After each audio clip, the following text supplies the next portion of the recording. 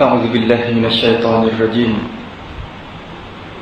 بسم الله الرحمن الرحيم. Kita buka majlis kita dengan Ummul Kitab Al-Fatihah.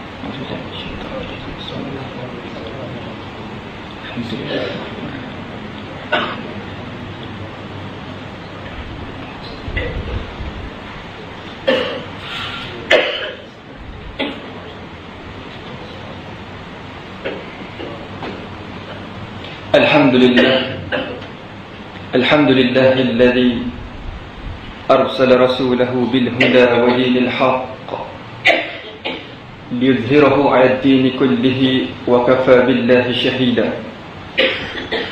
نشهد أن لا إله إلا الله وأن محمدا عبده ورسوله. أما بعد، أحييكم بتحية الإسلام. السلام عليكم ورحمة الله وبركاته.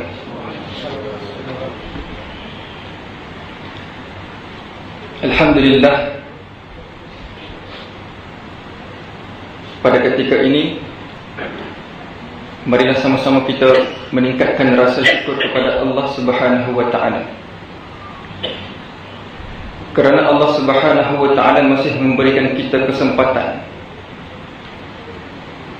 untuk kita bertemu sesama kita, untuk kita berkumpul di rumah Allah Subhanahu wa ta'ala.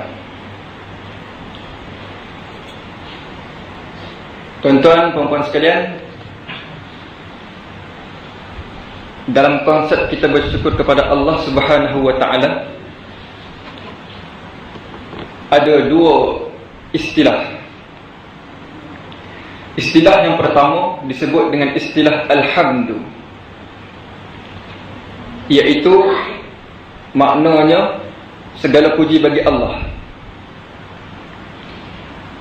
Kalau kita baca dalam surah Al-Fatihah, waktu kita salat, kita sebut dengan Alhamdulillahi Rabbil Alamin. Maknanya segala puji bagi Allah, Tuhan sekalian alam. Istilah yang kedua disebut dengan istilah Asyukru. Asyukru dalam Al-Quran disebut dengan La in syakartum la azidannakum wala in kafartum inna azabi lasyadid. Sekiranya kamu mensyukuri akan nikmatku, niscaya aku akan tambah nikmat kepada kamu. Akan tetapi sekiranya kamu ini mengkufuri akan nikmatku, niscaya tunggulah di akhirat kelak, azabku itu sangat pedih. Tuan-tuan, puan-puan sekalian, dalam pembelajaran bahasa Arab, dua istilah ini, istilah yang pertama Alhamdu dan istilah yang kedua Asyukru, sekali imbas kita tengok konsep ini ataupun istilah ini seolah-olah sama, seolah-olah sama, tapi di sana terdapatnya sedikit perbezaan. Alhamdu ini, ulama kata dalam tafsir, konsep kita memuji Allah Ta'ala dengan istilah Alhamdu, kita sebut dalam solat kita, Alhamdulillahi Rabbil Alamin. Segala puji bagi Allah Ta'ala, Tuhan sekalian alam. Cukup ataupun memadai dengan kita ini menyebut sahaja di atas lisan kita ini, tapi tak perlu pun dengan lahirnya daripada hati kita. Tapi konsepnya, istilah yang kedua ni, Asyukru ini, nak mencapai konsep ini, ulama kata mestilah tindakan tersebut kita berterima kasih kepada Allah Ta'ala itu bukan hanya lahir daripada lisan kita, ya Allah terima kasihlah ya Allah atas nikmat yang kamu berikan ini, tapi juga mestilah dihadiri dengan hati kita. Maknanya beza di antara dua konsep ini, istilah ini, Alhamdu itu cukup memadai dengan kita ini cakap di atas lidah kita sahaja. Tapi konsep yang kedua itu, istilah yang kedua itu Asyukru, kita mensyukuri akan nikmat Allah Ta'ala itu mestilah juga dilahirkan daripada hati kita. Maknanya lahir daripada lisan kita dan juga hati kita. Itu yang dipanggil dengan konsep Asyukru. Kalau kita doa dalam doa kita, Allahumma a'inna ala zikrika wa syukrika wa husni ibadatik. Ya Allah, ya Tuhan kami, ya Allah, ya Tuhanku, bantulah aku ni dalam mengingati kamu dan juga mensyukuri akan nikmat kamu dan juga untuk memperelokkan ibadah aku. Maknanya mestilah lahir daripada daripada hati kita. Tak lahir daripada hati kita, maka tak tercapai konsep yang dinamakan dengan konsep asyukru. Itu bezanya tuan-tuan, perempuan sekalian. Tuan-tuan, perempuan sekalian, kita sekarang ni berada di satu bulan yang kita nama dengan bulan Safar. Bulan yang kedua dalam kalender Islam. Kita dah melepasi bulan yang pertama dalam kalender Islam ini, yang dinamakan dengan bulan Muharram. Sekarang ni kita berada di bulan Safar.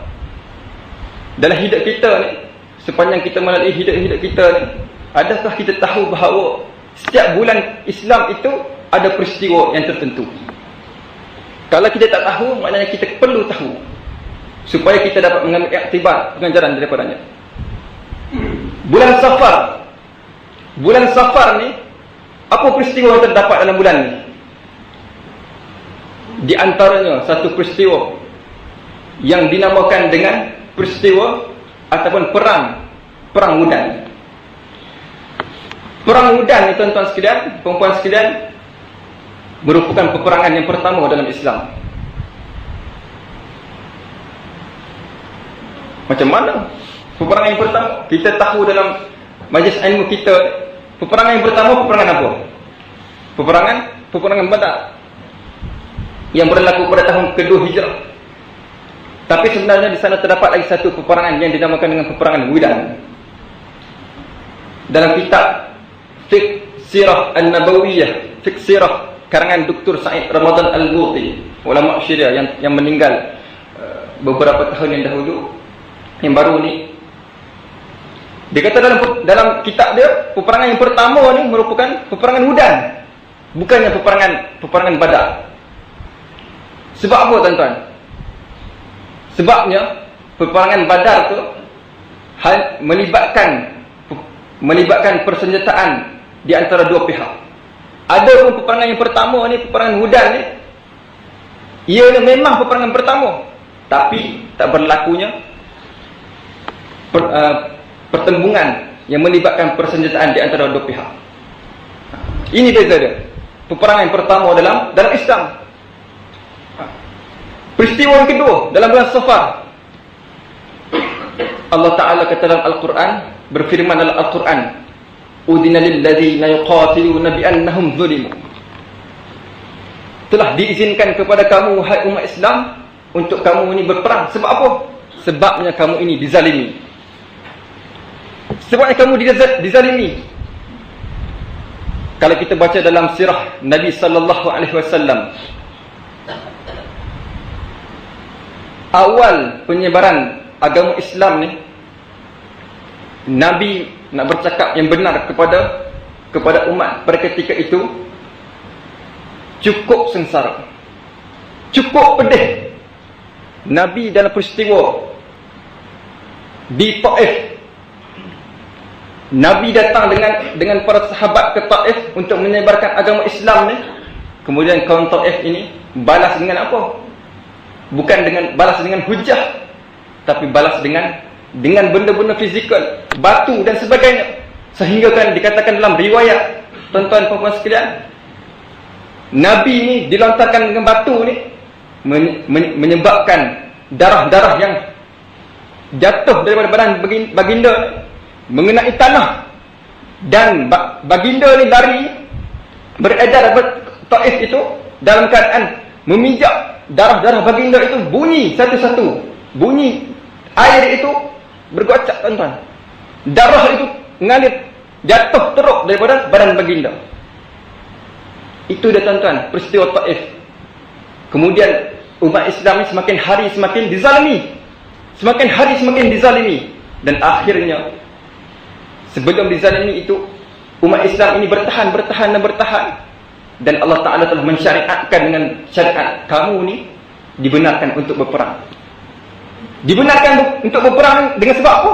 Dengan sebab kamu ni zalimi. Kamu dizalimi. Allah Ta'ala telah membenarkan umat Islam ini untuk berperang, mempertahankan diri dan juga untuk menyebarkan agama Islam. Ini dia tuan-tuan, peristiwa yang kedua dalam bulan Safar. Lagi peristiwa apa tuan-tuan dalam bulan Safar ni? Peristiwa perkahwinan di antara Nabi Muhammad sallallahu alaihi wasallam dengan Sayyidatina Khadijah. Ini dia tuan-tuan, di antara peristiwa-peristiwa yang terdapat dalam bulan Safar. Kita ni tahu atau tak tahu? Itu je persoalan yang perlu kita timbulkan dalam hidup kita. Kalau kita tahu dalam bulan Masihi itu ada peristiwa-peristiwa tertentu, hari pekerja, hari apa lagi hari Taipusan dan sebagainya. Tapi dalam kalender Islam yang telah digariskan pada zaman Sayyidina Umar Al-Khattab ni, kita tahu tak peristiwa yang terdapat dalam bulan tersebut. Ini dia bulan Safar. Dan satu lagi peristiwa, sebelum saya terlupa, peristiwa penghijrahan Nabi Muhammad sallallahu alaihi wasallam. Kita terfikir sejenak. Aku dengar satu lagu kat negara aku ni, penghijrahan Nabi sallallahu alaihi wasallam ini berlaku bulan Muharram. Macam mana pula tiba-tiba dia ni suka-suka je kata bulan Safar berlakunya penghijrahan Nabi. Ini kesilapan yang berlaku di kalangan umat Islam. Kita dengar dalam lagu prajurit negara kita, bulan Muharram detik permulaan penghijrahan Nabi dan umat Islam. Tapi betul ke bulan Muharram ni merupakan bulan penghijrahan Nabi sallallahu alaihi wasallam? Banyak golongan agamawan, tokoh akademik memperbetulkan fahaman ini. Bulan yang sebenarnya berlaku peristiwa penghijrahan Nabi Muhammad sallallahu alaihi wasallam ialah pada bulan Safar. Iaitu pada tarikh 28 Safar kalender hijrah, kalender Islam. Nabi ini Allah Taala perintahkan supaya berhijrah ni pada tarikh 28 Safar. Bukannya bulan Muharram. Bukan bulan Muharram. Bila mana Nabi itu diperintahkan untuk berhijrah pada bulan Safar ni, Nabi pergi ke rumah Sayyidina Abu Bakar As-Siddiq, teman baginda Rasulullah sallallahu alaihi wasallam, yang dikatakan la tahzan innallaha ma'ana. Jangan kamu ni bersedih, sesungguhnya kita ni di tempat ni Allah bersama kita. Itu teman Nabi sallallahu alaihi wasallam pada penghijrahan Nabi sallallahu alaihi wasallam.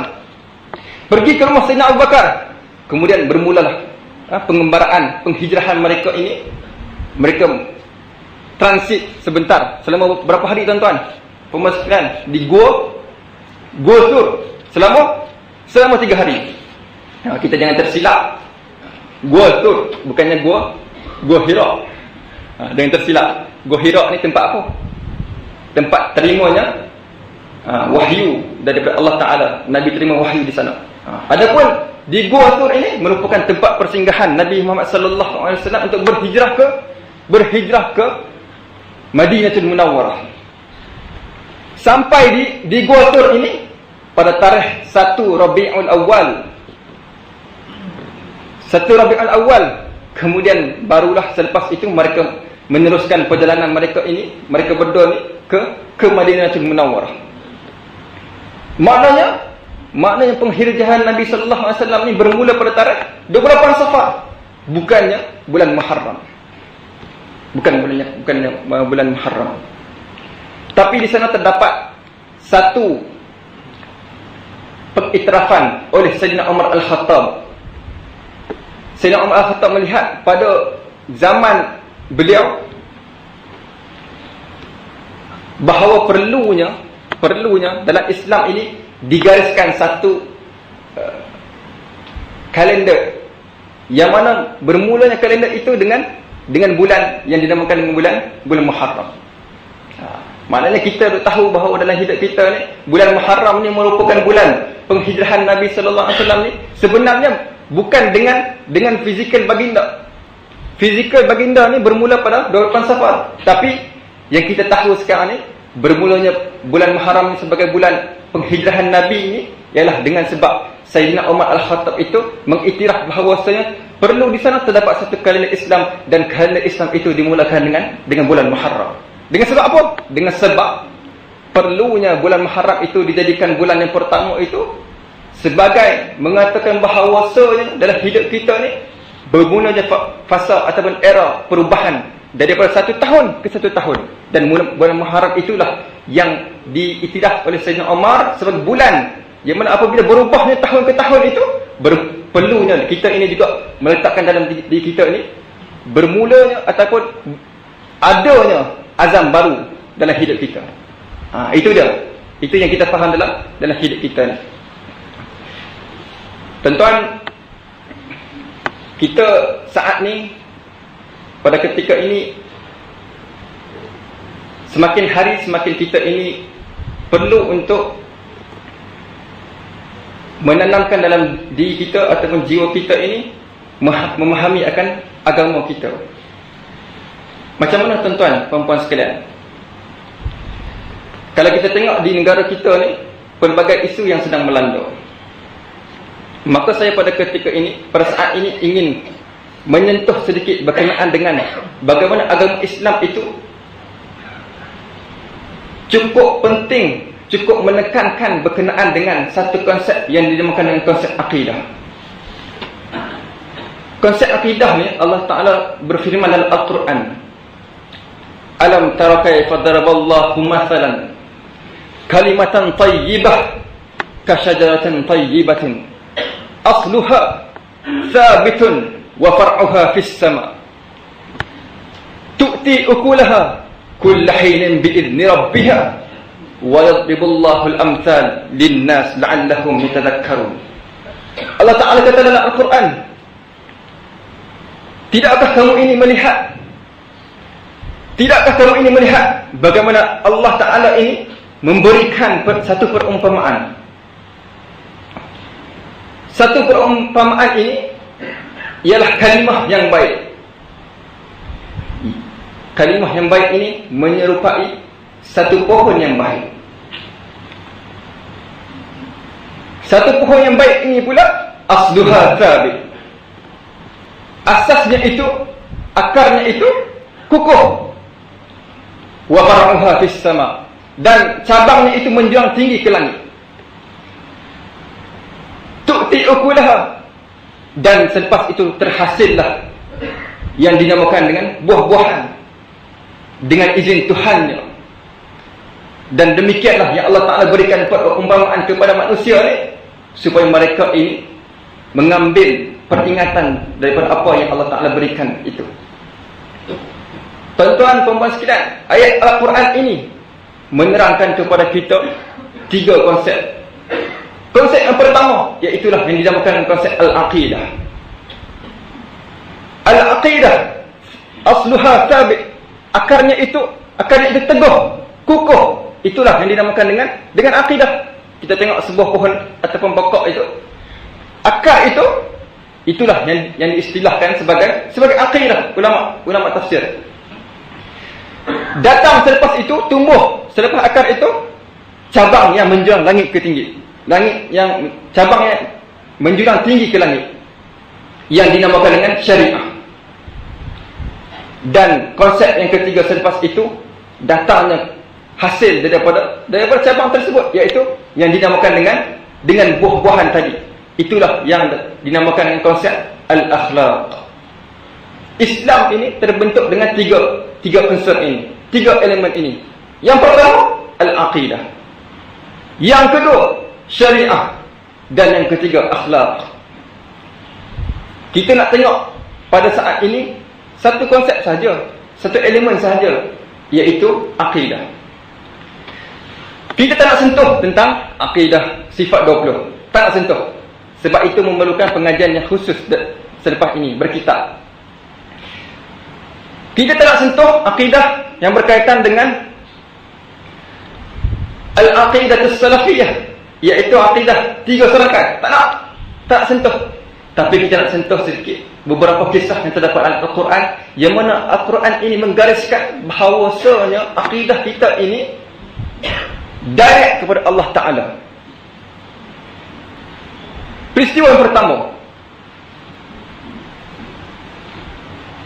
peristiwa Ashabul Kahfi. Biasa dengar kisah Ashabul Kahfi. Tempat Ashabul Kahfi, kalau dalam sejarah Islam yang paling kuat dipegang oleh ulama-ulama masa kini ni, tempatnya terdapat di negara yang saya belajar, iaitu di Jordan.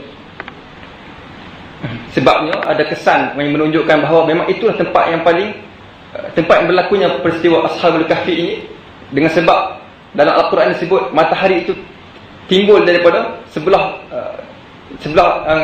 sini, dan menunjukkan bahawa tempat tersebutlah yang berlakunya peristiwa Ashabul Kahfi. Apa ceritanya tuan-tuan, puan-puan sekalian? Ashabul Kahfi ini cerita yang menampilkan 7 orang pemuda, innahum fityatun amanu bi rabbihim wa zidnahum huda. Sesungguhnya mereka ini orang-orang muda, anak-anak muda yang mana mereka ini beriman. Innahum fityatun amanu bi rabbihim, mereka ini beriman dengan Tuhan mereka, wa zidnahum huda, dan Allah Taala tambahkan iman mereka itu kuat dan bertambah kuat iman mereka. Bagaimana peristiwa ini berlaku? Peristiwa ini berlaku ketika mana mereka ini 7 orang ini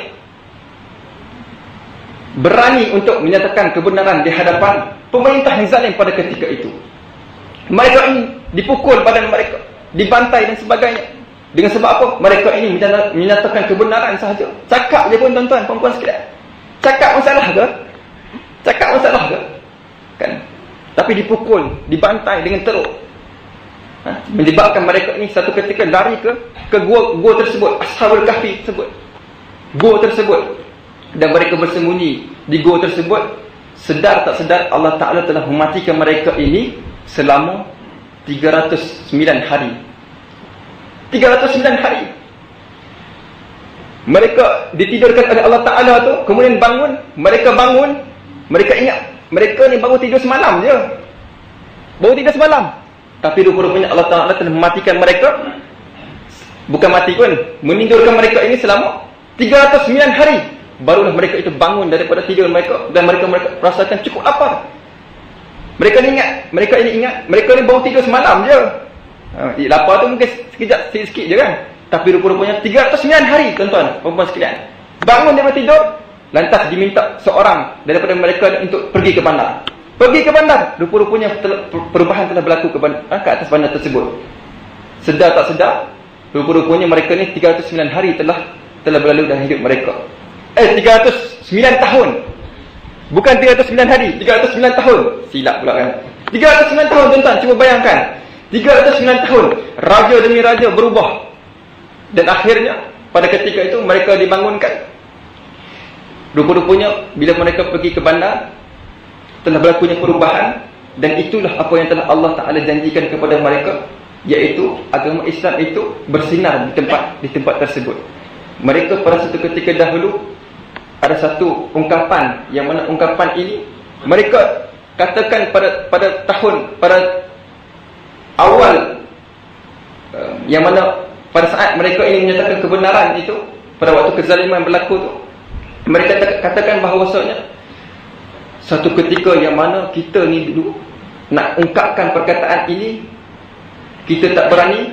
Tapi pada ketika inilah telah datangnya saat yang mana Allah ataupun Tuhan kita ini telah berikan kemenangan, dan agama Islam itu telah tersebar pada saat ini, seperti di tempat kita ini. Istilah tersebut cukup menjentik hati kita. Suatu ketika ni mereka ni menyatakan kebenaran.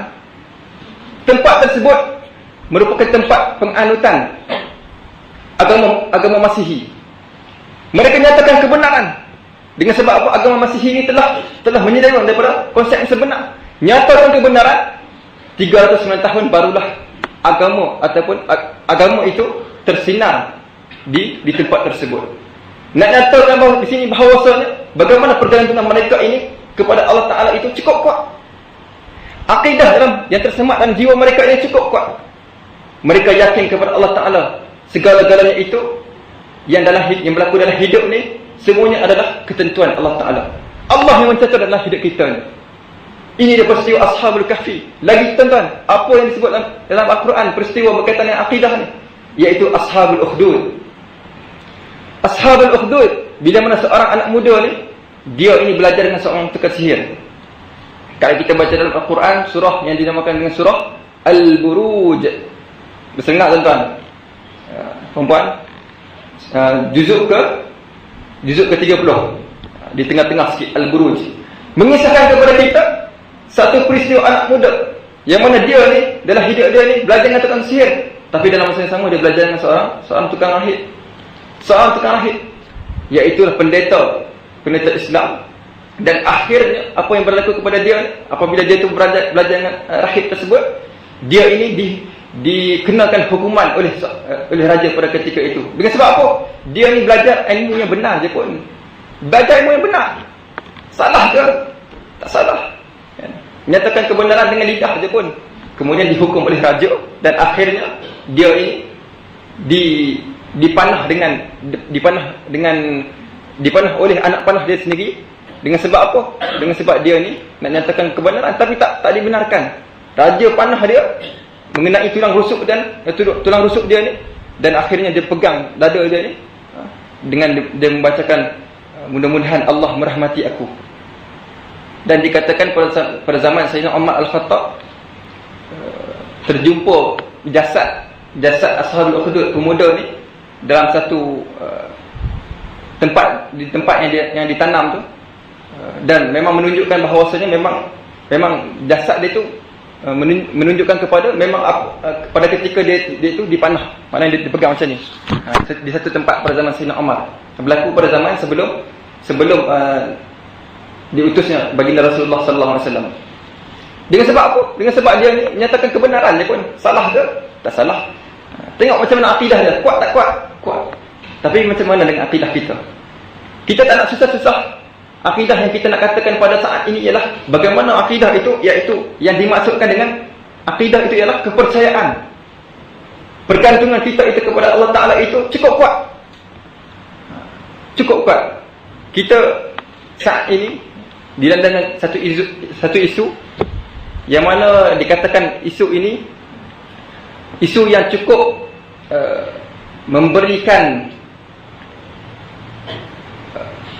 ataupun mendatangkan perselisihan di antara umat Islam, iaitulah yang dinamakan dengan isu pasca Islamism. Pasca Islamism, masing-masing berbalah, berselisih di antara satu sama lain. Dengan sebab apa? Nak menyampaikan agama Islam ni perlunya perubahan. Memang perlu perubahan, tuan-tuan, perempuan sekalian. Hukum yang qat'i, hukum yang tetap itu perlu perubahan ke tak? Tak perlu. Tapi hukum zanni itu boleh berlakunya perubahan. Tapi mereka ni, tuan-tuan, pasca Islamism yang dikatakan Islamis pada ketika ini, mereka mengatakan apa? Mereka mengatakan bahawasanya agama Islam ni, ataupun mereka mengatakan bahawasanya agama-agama lain ni sama rata. Sama rata dengan siapa? Sama rata dengan agama Islam. Sama rata dengan agama Islam. Maknanya kita boleh bagi kebebasan kepada mereka. Kalau agama Islam ni kita boleh anak di negara kita ni dengan bebas, maknanya mereka ini pun perlu diberikan kebebasan dalam negara kita ni. Boleh buat apa saja. Dan mereka ini diiktiraf sama dengan agama kita. Betul ke tak betul ni pemikiran macam ni? Tak betul, tuan-tuan. Allah Ta'ala sebut dalam Al-Quran, Inna ad-dina 'indallahil Islam. Sesungguhnya agama di sisi Allah Ta'ala itu ialah Islam. Kalau kita nak kaitkan dengan konsep kita dalam berakidah ni, kita percaya tak agama kita ni merupakan agama yang paling tinggi? Tak ada yang lebih tinggi daripada agama kita. Kita percaya tak? Kita percaya. Tapi kalau kita tak percaya, kita rasa macam agama lain ini juga sama dengan agama kita, maknanya betul juga. Maknanya macam mana dengan akidah kita? Akidah kita itu belum kuat. Belum kuat, tuan-tuan. Inilah yang ulama-ulama sekarang ni sampaikan, sebarkan bagaimana pegangan akidah kita yang betul kepada Allah Ta'ala ni. Yang tadi itu diistilahkan dengan istilah pluralism. Maknanya mereka ni mengatakan bahawasanya agama ini sama. Lagi istilah apa? Pemikiran yang lain, ideologi yang lain. Liberalism. Apa liberalism ni? Liberalism ni ialah mereka mendahulukan akal mereka berbanding dengan nas. Mereka mendahulukan akal mereka berbanding dengan nas. Mereka tafsirkan sesuatu isu itu yang berkaitan dengan agama ni, tapi mereka tak dahulukan Al-Quran dan hadis Nabi sallallahu alaihi wasallam. Betul ke tak betul? ulama kata tak betul. Ramai ulama buat kitab-kitab supaya nak mengatakan bahawasanya pemikiran ataupun ideologi ini menyeleweng daripada konsep dalam kita beragama kepada Allah Ta'ala. Sebab tu kalau kita tengok dalam satu fatwa yang dikeluarkan oleh Majlis Agama Islam Selangor ni, difatwakan bahawasanya sistem Islam, liberalisme dan yang seumpamanya itu adalah menyeleweng daripada konsep yang sebenar dalam Islam. Adapun mereka ni kata apa? Mereka kata, kamu ni tak tahu pun apa yang kami bawa ni. Mereka nak kita berjumpa dengan mereka kan. Sedangkan pada tahun 2012 tuan-tuan, puan-puan sekalian, Majlis Agama Islam telah berjumpa dengan mereka, dengan SIS terutamanya, dah berdialog. Tapi dia orang kata apa? Mereka kata, kamu tak tahu pun apa yang kami bawa. Mereka kata gitu. Padahal kita dah berdialog pada tahun 2012 dulu ni kan, 2012 dulu ni. Presiden ataupun pengerusi kepada Persatuan Peguam Malaysia pun menampilkan keratan tersebut, nak menunjukkan kepada pihak mereka ini bahawasanya kami telah berdialog pada satu ketika dahulu. Lagi tuan-tuan, sekularis pragmatis. Apa ni? Pemikiran ini ataupun ideologi ini, dia memerintah negara, tapi pada waktu-waktu tertentu ni dia tengok apa? Dia tengok kalau yang ini untung, aku dengan mereka. Tapi kalau yang ini untung, aku dengan mereka. Maknanya dia tengok yang mana untung, dia akan bersama dengan kumpulan tersebut. Maknanya dia dahulukan Al-Quran dan Sunnah tak dahulukan Al-Quran dan Sunnah pun. Maknanya dia tengok kalau ini untung, dia akan bersama dengan kumpulan ini. Dan kalau ini untung, barulah dia akan bersama dengan kumpulan ini. Tak betul tuan-tuan. Padahal dalam hidup kita ni, kalau kita katakan kebenaran itu memang kebenaran, bahawasanya perlu untuk kita ni bersama dengan kebenaran selamanya. Ini dia akidah kita.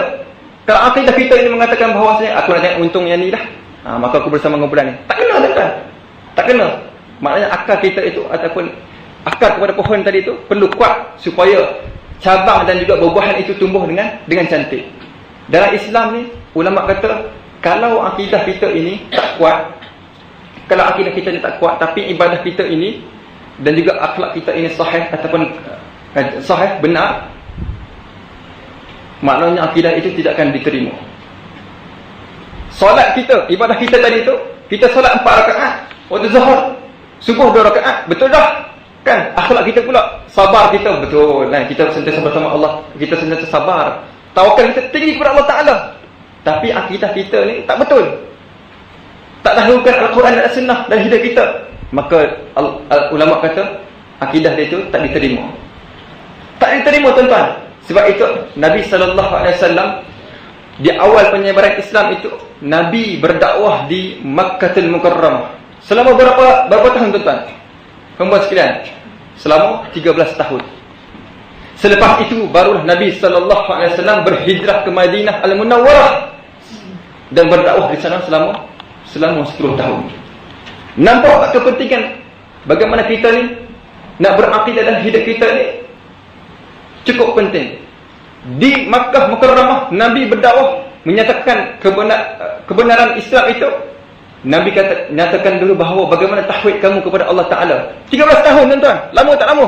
Lama. Selepas itu barulah di Madinah Munawwarah datang syariat daripada Allah Ta'ala ini berkaitan dengan bagaimana kita nak salat, bagaimana kita nak berwudu dan sebagainya. Syariat itu datang dan juga akhlak itu datang selepas itu. Selepas baginda berhijrah ke Madinah Al-Munawwarah. Ini dia tuan-tuan, puan-puan sekalian. Bagaimana pergantungan kita ini kepada Allah Ta'ala. Kuat ataupun tak kuat, itu sahaja yang perlu kita timbulkan dalam hidup kita. Termasuklah satu perkara yang cukup penting, iaitu konsep rezeki. Rezeki ni tuan-tuan, perempuan sekalian. Kita kerja dengan majikan kita.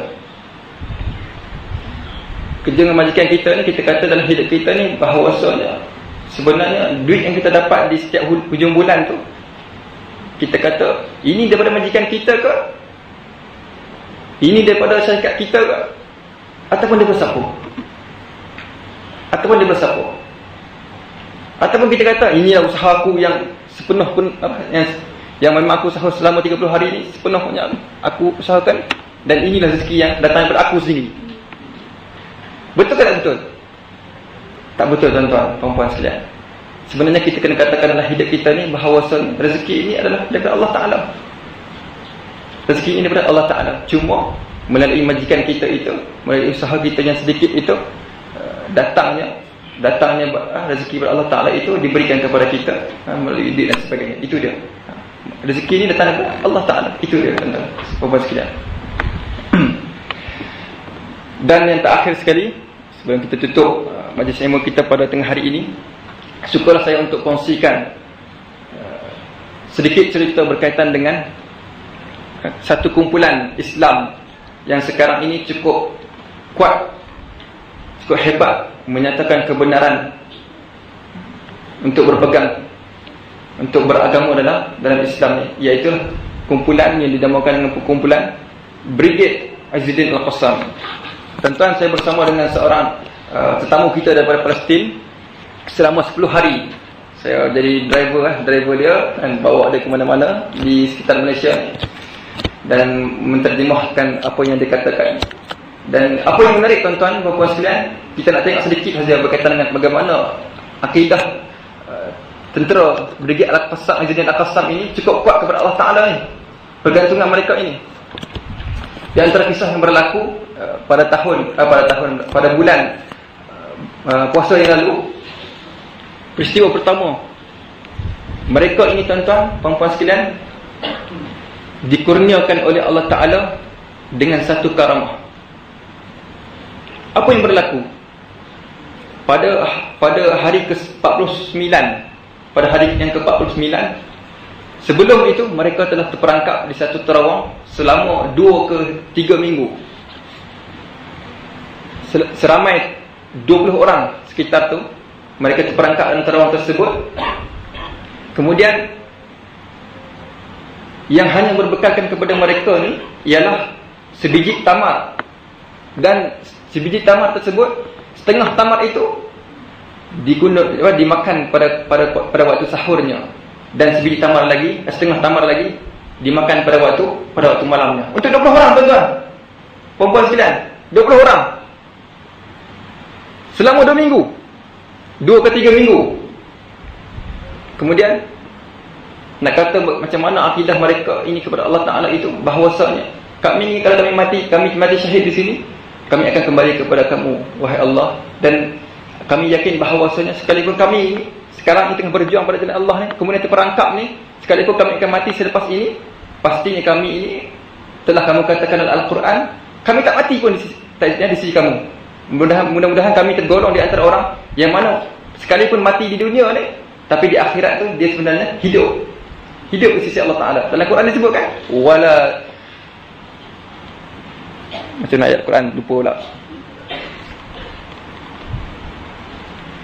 walakin la tash'urun, awal tu amwata bal ahya walakin la tash'urun, padahal mereka ini hidup sedangkan kamu tak tahu. Kemudian mereka ini, pergantungan mereka ini kuat. Kemudian Allah Ta'ala beri karamah kepada mereka. Apa dia? Mereka ini telah dikeluarkan dari tanah-tanah tersebut air yang memancut.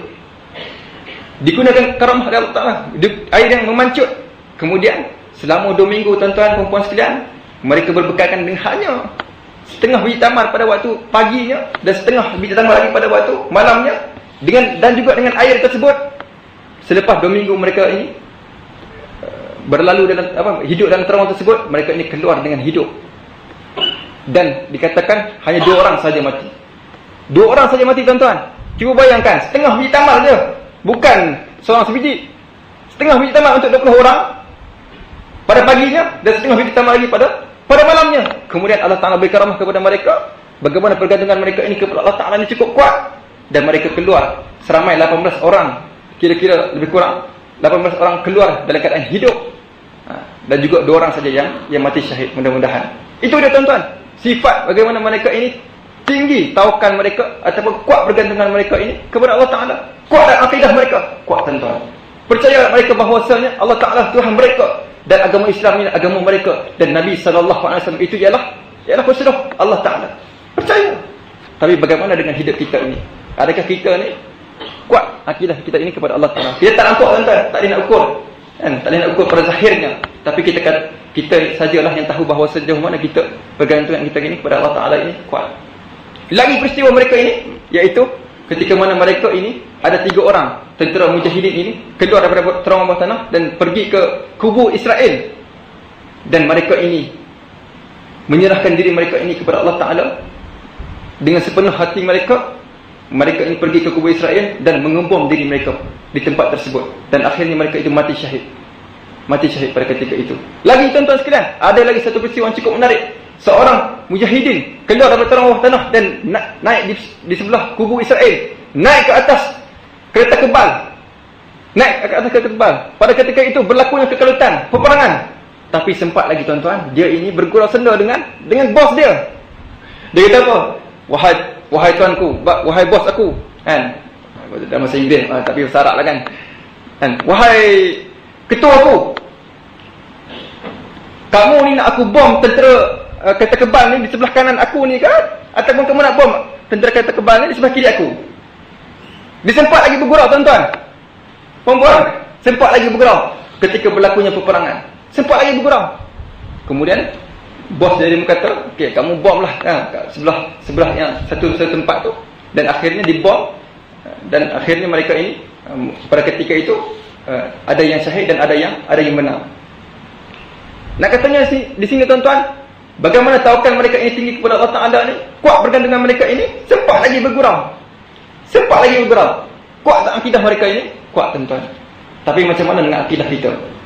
Benda yang paling simple dalam hidup kita ni, macam saya katakan tadi, kalau benarlah kita ini mengatakan bahawasanya segala apa yang kita dapat di dunia ni, rezeki kita dapat di dunia ni adalah daripada Allah Ta'ala itu, pastinya kita akan percaya kepada perkara tersebut. Dan kita tidak katakan bahawasanya rezeki ini daripada orang tertentu, rezeki ini daripada hasil usaha kita yang sepenuhnya. Tidak. Tapi kita katakan bahawasanya rezeki ini daripada Allah Ta'ala. Itu yang paling penting untuk kita perbetulkan sekiranya kita berfahaman yang selainnya sebelum ini.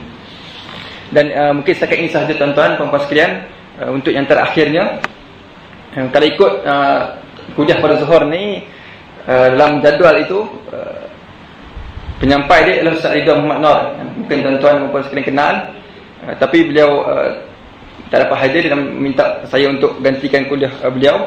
Dan saya nak sampaikan satu pengumuman berkaitan dengan, kalau tuan-tuan dan puan-puan sekalian pasang di papan kenyataan tu, ada satu poster besar tentang kupon wakaf, kupon wakaf Mahat Tahfiz An-Nur.